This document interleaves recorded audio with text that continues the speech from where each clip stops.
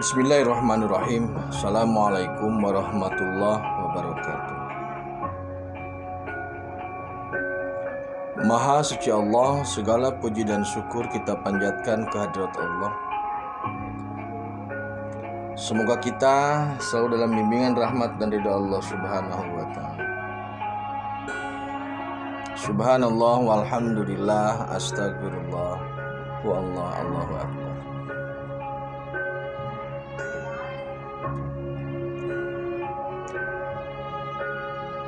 Pada kesempatan kali ini, kami tim Rajali Nusantara akan mengangkat suatu tema terkait dengan akar langit.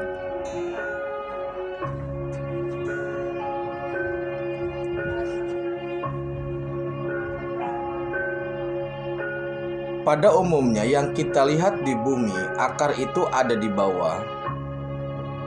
Kemudian dahan atau batang, dahan, ranting, daun, dan buah itu di atas. Nah, dalam dimensi spirit, akar itu adanya di langit. Kemudian buahnya itu ada di bumi. Namun ada hal yang sama dari dua bentuk seperti ini, yaitu jika kita merusak atau memotong akarnya, maka nanti dahan, batang atau daunnya atau buahnya itu akan berubah atau mati. Jadi kalau kita memotong akar pohon, itu akan merusak struktur ke atasnya gitu.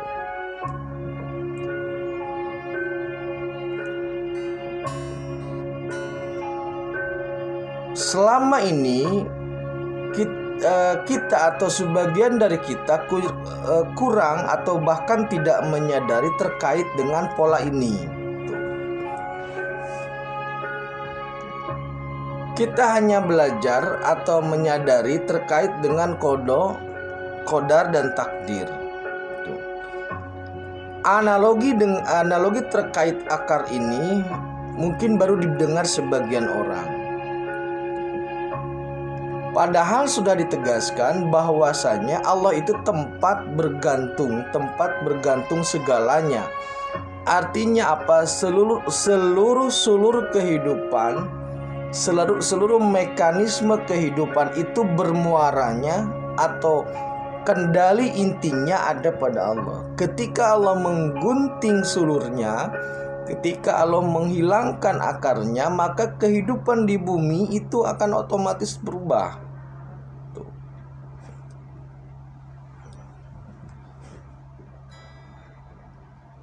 Bahasa lainnya beginilah, atau bahasa umumnya, akar itu kodok, kemudian buah itu takdir, gitu aja. Perjalanan jagat raya ini didorong oleh qadarnya Allah melalui takdirnya manusia.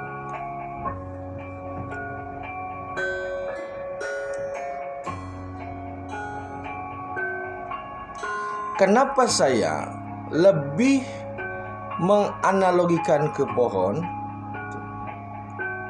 untuk membahasakan qada dan qadar? Karena lebih mudah untuk dipahami terkait dengan buahnya. Jadi pohon ini berbuah, dan antara buah dan akar ini kaitannya sangat erat. Kaitannya sangat erat dan terhubung sangat jelas terlihatnya. Hubungan itu sangat jelas terlihat antara akar di langit dengan buah yang ada di bumi.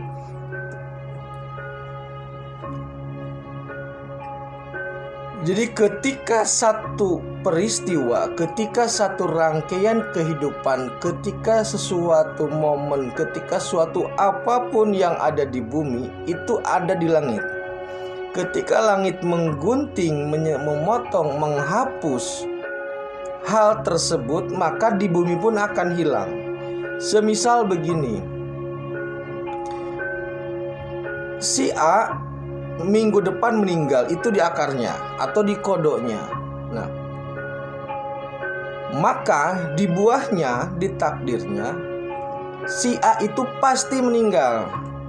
Nah, bagaimana cara beliau si A ini meninggal? Itu menunggu momentum takdir. Artinya meninggalnya itu akan relate atau akan sangat sesuai lah dengan situasi dan kondisi dirinya pada saat momentum meninggal. Bisa jadi dia sakit, bisa jadi kecelakaan, bisa jadi apapun gitu. Jadi itu momentumnya meninggal itu erat dengan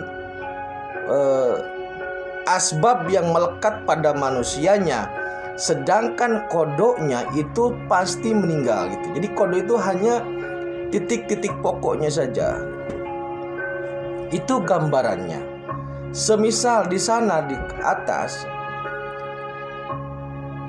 orang itu minggu depan akan mendapatkan uang, itu kodoknya. Akarnya seperti itu. Maka di buahnya orang itu akan mendapatkan uang dengan cara apapun yang sesuai dengan asbabnya atau yang dekat dengan asbabnya. Semisal dia pedagang, maka dia mungkin akan mendapat keuntungan yang besar karena ada pesanan khusus. Nah, hubungan antara akar dengan buah, antara dimensi spirit dengan dimensi bumi, antara keilmuan di spirit dengan keilmuan di bumi, itu sangat nyata terhubung, maksudnya begitu. Jadi jangan berpikir bahwa keilmuan langit dengan keilmuan bumi tidak ada hubungannya. Itu jangan berpikir seperti itu. Karena kalau di langit tidak ada, di bumi pun tidak ada. Jadi tajalinya di bumi itu memang ada di langit dulu gitu maksudnya.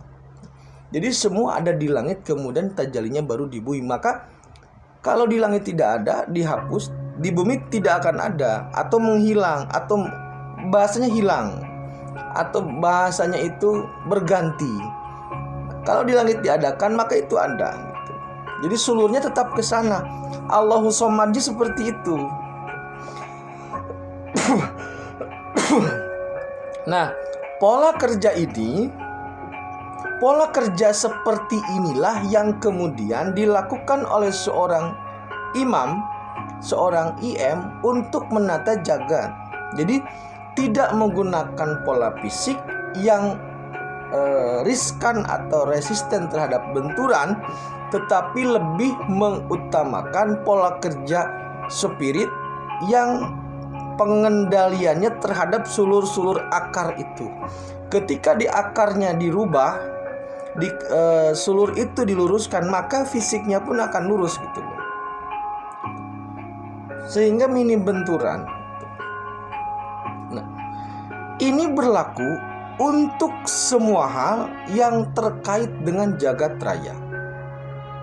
Apakah itu pendidikan, apakah itu kesehatan, apakah itu kekuasaan, ataukah itu bisnis, usaha, atau itu nyawa, atau itu kelahiran, apakah itu semua hal lah, keselamatan, keamanan, semua hal. Semua itu merupakan buah yang akarnya ada di langit. Jadi sulurnya terhubung antara langit dengan bumi, sehingga ketika sulurnya dipotong atau ditumbuhkan yang lain, maka efeknya akan ada atau terjadi di bumi.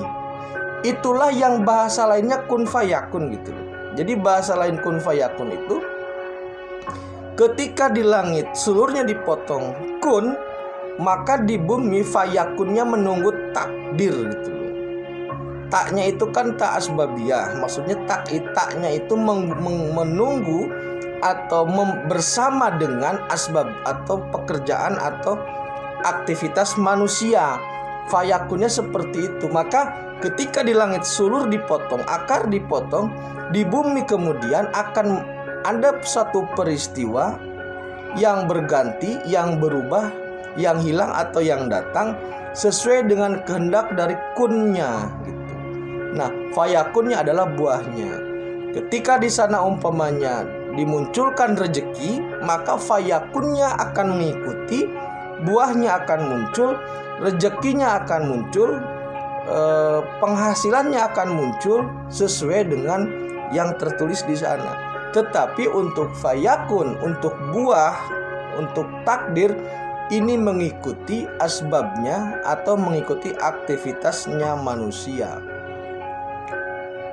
Nah, gerakan seorang imam atau aktivitas seorang imam dalam merubah atau menata jagat raya itu menggunakan pola itu, tidak menggunakan pola fisik, tetapi menggunakan pola spirit yang menatanya atau jalur penataannya menggunakan jalur penataan sulur atau akar, atau bahasa lainnya penataannya penataan lembut lah, penataan yang sangat lembut, sehingga tahu-tahu orang itu berubah, apakah menjadi sehat, apakah menjadi kuat, atau apakah menjadi apapun, situasi apapun terkendali dengan akar itu. Jadi begitulah pola penataannya. Terima kasih saudaraku. Tetap tingkatkan iman dan amal soleh. Akhirul kalam. Assalamualaikum warahmatullahi wabarakatuh.